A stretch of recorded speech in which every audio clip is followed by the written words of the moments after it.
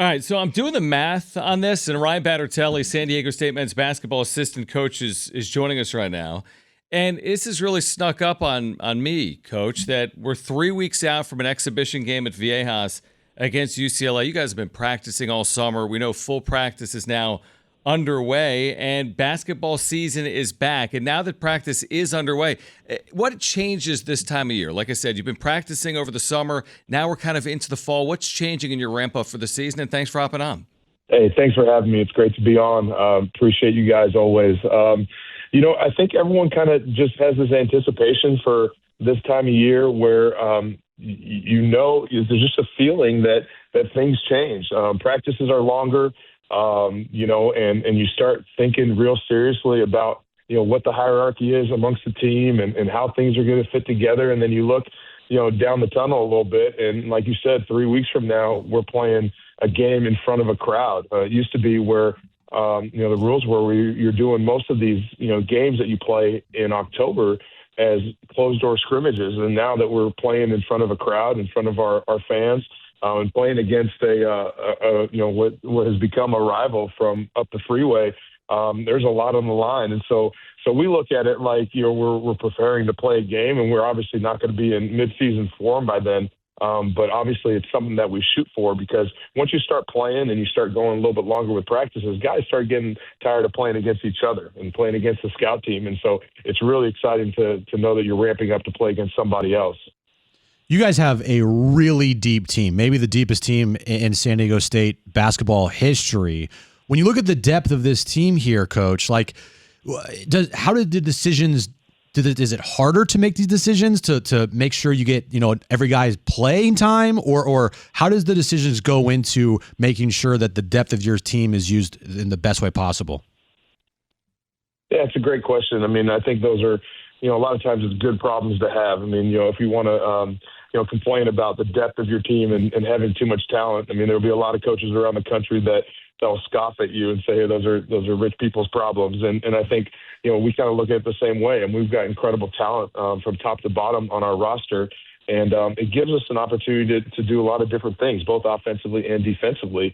And I would say one of the things that Coach Ducker is probably most talented as is putting people together. And so putting together a roster with our returners and then with new incoming players that fit well together is I think his specialty as much as anything. And, whether it's our team or whether it's our staff, I mean, he has such a great feel for that. And so the depth of our roster, comes from, just continuity within our program, which is something we take pride in, and then picking the right pieces that go along with that, who are incredibly talented players that are about the right things. And so they're hard decisions to make, but there are also, a benefit to having those hard decisions. And as much as anything, as we train guys and we go through practice, the guys looking over their shoulder, knowing there's another guy that's really talented right next to them that are fighting for those minutes and those opportunities. And that's really healthy competition that makes teams go from good to great. Ryan Badrtalei, San Diego State men's basketball assistant, with us right now on John and Jim, home of the Aztecs, San Diego Sports 760. So with all the depth and some of the competition that's playing out, how do you feel about what's playing out at point guard specifically? I mean, you bring in a terrific young player in Sean Newman Jr. We know about some of the young players, Elsie Harrington, a true freshman, Taj DeGorville we saw obviously a year ago. How do you feel about the way that position is coming along at this point? Well, the competition level's high. I mean, and that's what we love to see. And there's I don't think anybody that's ahead of anybody really right now, because each one of those guys brings different things. And to be honest with you, those guys that you mentioned all fit well together at the same time. And so the different combinations, like I talked about before, is really valuable to have. I mean, Sean is super versatile. Obviously, he's a point guard and a true point guard. But you talk about Taj DeGorville, you talk about B.J. Davis, Elsie Harrington. Those are all guys that play really well with one another, and they're super versatile, both offensively and defensively. And so, have we set on who PG1 is yet? Absolutely not, because the competition is at its fiercest right now. And that'll evolve over time as we put more stuff in, as we get an idea of what combinations work best with each guys. And I think that's a big part of it too, is who the starting point guard may have to do with the other four guys as much as anything, is how that guy fits in with those guys and who's maybe better off the bench for us. And that's the biggest thing. And the best college basketball teams I've been around have been the guys that didn't really care what their, necessarily their role is on the team, but understand that their role is vitally important no matter what it is, and to really work their minutes when they have those opportunities.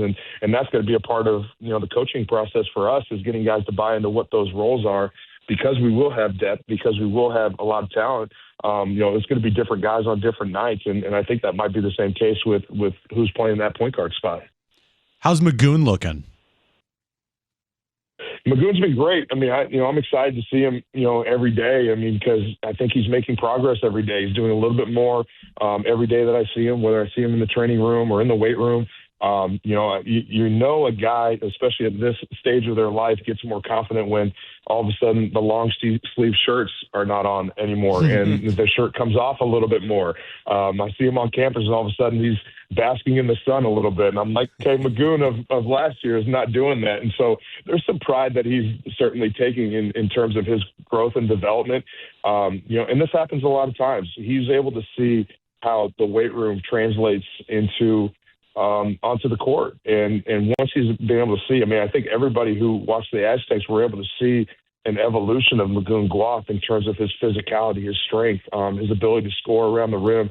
And that was a direct correlation to, one, his experience, and then also just the work that he's put in the weight room. And some of that is the work in the weight room. It's his eating habits, it's his sleeping habits, it's all those things that naturally happen as young men, grow up and become more mature. And so I love, seeing where he's at and really excited to see once he gets, fully cleared, where he can go from now until when season starts. Aztec men's basketball assistant Ryan Badrtalei with us right now. John and Jim, how ready at this point is someone like Reese Waters that missed last year, unfortunately suffered that injury late in the preseason, then missed the entirety of the year? How ready is he? Plus, how careful do you need to be with him as this new season approaches, and you make sure he's ready to go for the upcoming year? Reese is ready. That's the one thing I can tell you, with certainty right now is he's ready. And I think he is working his way back into, playing, more 5-on-5 and more up and down and putting possessions together. And that's everybody with the start of practice, just because we're going up and down so much more. But he's ready. He's healthy. He's got an edge about him right now that's different. I think having sat out last year and being able to see the game through a different lens, I think is helpful for him. And it's helpful for us as coaches, because I can pull him aside and say, hey, remember the comments you were making last year about what we should be doing? All right, let's put those into action now a little bit, Coach Waters. And so, he was a coach on the sideline last year, and now he's on the court. And sometimes the bench and that view is sometimes the best teacher. And I think he'll benefit from that year and being able to see it from that perspective. But in terms of what he is, I had lunch with Reese yesterday, and I almost forgot. He played in the Elite Eight, played in the Sweet 16. He has experience, and he's been on winning teams and obviously been in our program, so he knows what it is. And I think he's turned the page in terms of his defensive intensity. And I love seeing that, because I think more than anything, he's embraced that side of the ball. And that's what's going to, determine what level of pro he ends up becoming, is how much he can evolve his game on that side of the ball. But everyone knows what he does on the offensive side of the ball. I don't think there's a better shooter in the country.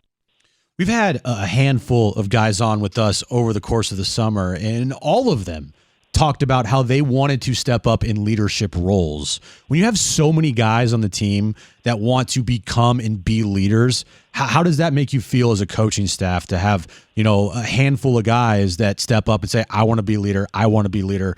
What does that make you feel like as a coach? Well, I think it tells me and it tells us that guys know that they need to do more and they need to be more. And it makes you feel great as a coach, because when guys want to embrace leadership, you get to challenge them, as they want to embrace those roles in terms of walking the walk. Because if you're going to be a leader, you're going to have to be that every day. You can't be a leader one day and then one day decide that you don't want to be it. And so with those guys wanting that responsibility, you're able to ask them, all right, how can you be consistent in that? And they're not going to be perfect, but that's always a reminder you can give them is you have to walk the walk every day. You have to be about it. You have to go about your business in a way that's in a professional manner. That, whether you lead by example, whether you lead with your voice, if you do both of it, you're going to have to show up every day. And if we can show up consistently every day, and if we have a group of guys that will do that on a consistent basis, we'll see how good we can be, because that's going to be the separating factor as much as anything is doing those hard things every day when you don't feel good, when you're not feeling as great, when you drop a game or you don't have a great practice. Is how you come back the next day. That's going to determine the level that we compete at, not anything else as much as anything, because that's what separates the great teams. Like, we know we have a chance to be really, really good. Now, to what degree will be determined on how we approach every single day. And it starts now as much as anything. And that, going back to your question about practice, that's the best part of when you start practice is those days stack. And we got to make them stack every day so that those experiences are valuable experiences that we can draw from as we move towards the season.